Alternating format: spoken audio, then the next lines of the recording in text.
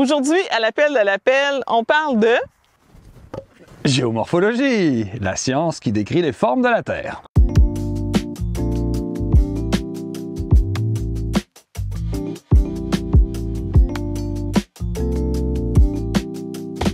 Tu sais, quand je disais tout à l'heure que la géomorphologie, c'était la science qui décrivait les paysages, nous, on s'intéresse à leur formation dans notre environnement.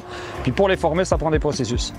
Donc c'est ce qu'on va vouloir regarder. Puis ces processus sont traduits un peu par topographie, végétation, puis le type de drainage. En pédologie, c'est un peu la même chose, là. Quand on va sur le terrain, on va regarder beaucoup de paysages aussi, hein, puis ça vient rejoindre à peu près les mêmes critères de formation des sols. Là, on parle de roche, mer, dépôt, on parle aussi de topographie. C'est tout ça qu'on va regarder quand on rentre dans le champ. On va pas juste regarder notre profil de sol, mais on va se lever la tête. On n'a pas nécessairement besoin de beaucoup de technologie. Si tu regardes la topographie, ici, on est quand même sur une topographie extrêmement plane.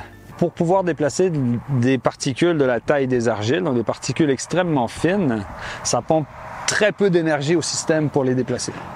Parce que ce sont des particules qui vont sédimenter par suspension. Donc qui vont à un moment donné, dans un environnement très calme, venir se reposer et faire des grandes plaines comme ça, très horizontales, avec très peu de relief. Donc plutôt du matériel très fin qui va être plutôt imperméable.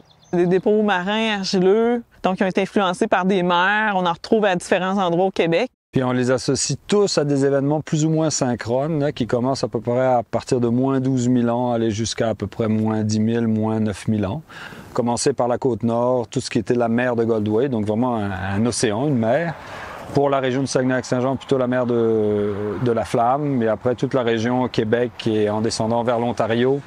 Et toute la mer de Champlain. C'est des sols qui sont souvent en basse terre aussi, hein? Donc relief assez plat, mal drainé. On va souvent les drainer souterrainement. C'est des sols aussi, vu que tu t'en parlais tantôt, dépôts fins, c'est des sols qui vont être sujets à la compaction aussi. Ces sédiments fins sont apportés dans la mer, ces paléomères, la post-glaciaire, sont apportés par des grandes rivières. Puis c'est des eaux de fonte glaciaire qui venaient se jeter dans la mer. Puis ces particules fines pouvaient voyager jusqu'au cœur des bassins. Et c'est pour ça qu'on les retrouve généralement dans les cuvettes ou les basses terres. Si on avait des roches calcaires, on enrichit nécessairement ces argiles en calcaire.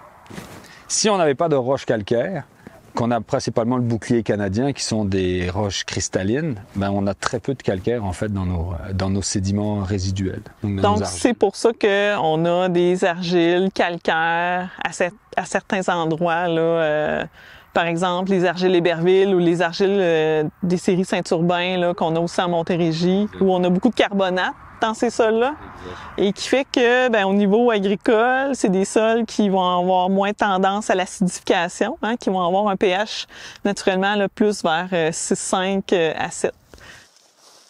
La coulée, elle se forme principalement par drainage de surface. Drainage de surface, on parle vraiment des eaux de ruissellement là, qu'on va distinguer des eaux d'infiltration. A priori, d'un point de vue géomorphologique, on va associer ça à une épaisseur de dépôt un petit peu moins importante, où on voit comment on reflète à la surface la topographie irrégulière du socle rocheux. Et le système étant imperméable, l'eau ne peut pas s'infiltrer, donc elle ruisselle en surface et elle lessive les sédiments et elle les amène en direction de cette coulée.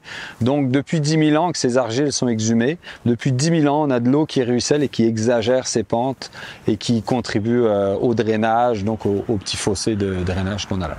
D'un point de vue agronomique, il faut faire attention. Ici, on va essayer de les protéger, de toujours garder une culture dessus là, pour éviter qu'il y ait de l'érosion des sédiments vers le cours d'eau. Moi, je fais le lien un peu avec l'épaisseur des dépôts, où probablement que l'épaisseur avant d'atteindre le socle rocheux est plus importante de ce côté-ci. Du trèfle, du maïs, de la céréale. Donc, ouais, c'est des dépôts fertiles. Fertiles. Voilà. Je pense qu'on a fait le tour des argiles.